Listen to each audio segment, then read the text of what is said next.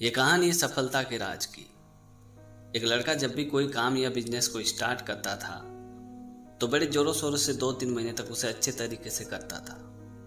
उसके बाद जब उसे उस काम से सक्सेस ग्रोथ नहीं मिलती थी तो वो उस काम को छोड़ देता था। उसके बाद वो दूसरा काम स्टार्ट करता था और उसे भी 2-4 महीने तक वो बड़े जोरों शोरों से करता था।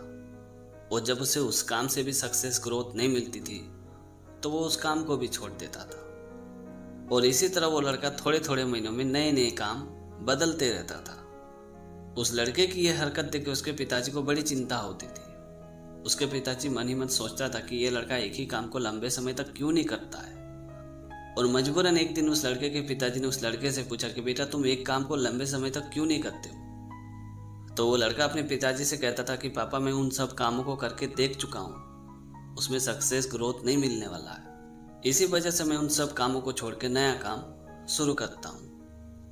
अपने लड़के की ये बात सुनकर उसके पिताजी ने उस वक्त तो अपने लड़के को कुछ नहीं कहा, लेकिन कुछ दिनों बाद उस लड़के के पिताजी ने अपने लड़के को लेकर एक आम के बगीचे में गया।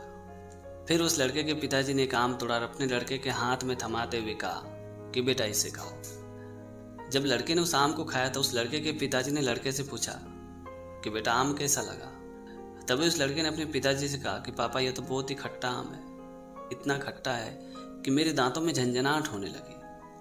तभी उस लड़के के पिताजी ने लड़के से कहा कि बेटा आम कच्चा था इसीलिए तुम्हें खट्टा लगा और यही वजह से तुम्हारे दांतों में झंझनाहट भी हुई। और ये बोल के उस लड़के का पिताजी अपने घर पे वापस आ गया। और करीबन 1.5 से 2 महीने बाद वो आदमी अपने लड़के को लेके वापस आम के बगीचे में जाता है। जब दोनों आम के बगीचे में पहुंचता है तभी वहाँ एक आम गिरता है। तो उस आदमी ने उस आम को उठा के वापस अपने लड़के के हाथ में थमा देता है और कहता है कि बेटा अब इसे खाओ। जब वो लड़का उस आम को खाता है तो उस लड़के के पिताजी ने लड़के से पूछा कि बेटा अब ये आम तुम्हें कैसा लगा। तभी उस लड़के ने मुस्कुराते हुए अपने पिताजी से कहा कि पापा ये तो बहुत ही टेस्टी आम है, बहुत ही मीठी आम है। तभी लड़के के पिताजी ने लड़के से पूछा कि क्या तुम्हें याद है आज से करीबन 1.5 से 2 महीना पहले जब हम लोग यहाँ आए थे तब मैंने तुम्हें एक आम तोड़ के दिया था। वो आम तुम्हें खट्टा लगा था, तुम्हारे दांतों में झंझनाहट हो रही थी, लेकिन हम लोग जब 1.5 से 2 महीने बाद यहाँ आए तब हमें आम तोड़ने की जरूरत नहीं पड़ी, बल्कि आम खुद ब खुद नीचे गिर गई और वो आम तुम्हें टेस्टी भी लगी, मीठी भी लगी। ऐसा क्यों? जगह भी वही है, पेड़ भी वही है, आम भी वही है, पर इसका टेस्ट क्यों बदल गया। तभी उस लड़के ने अपने पिताजी को बड़े आसानी से कहा क्योंकि पिताजी ये आम पक गया है। तभी उस लड़के के पिताजी ने वापस उस लड़के से पूछा कि ये आम पक क्यों गया है। तो उस लड़के ने बड़े हैरान होकर अपने पिताजी से कहा कि पिताजी क्योंकि इस आम को पकने का समय हो गया था। ये बात सुनते उस लड़के के पिताजी ने मुस्कुराते हुए उस लड़के से कहा कि मैं भी तो तुम्हें यही समझाने की कोशिश कर रहा हूँ कि जब तक तुम किसी काम में समय नहीं दोगे, टाइम नहीं दोगे, तब तक तुम उस काम में पक्के नहीं होगे।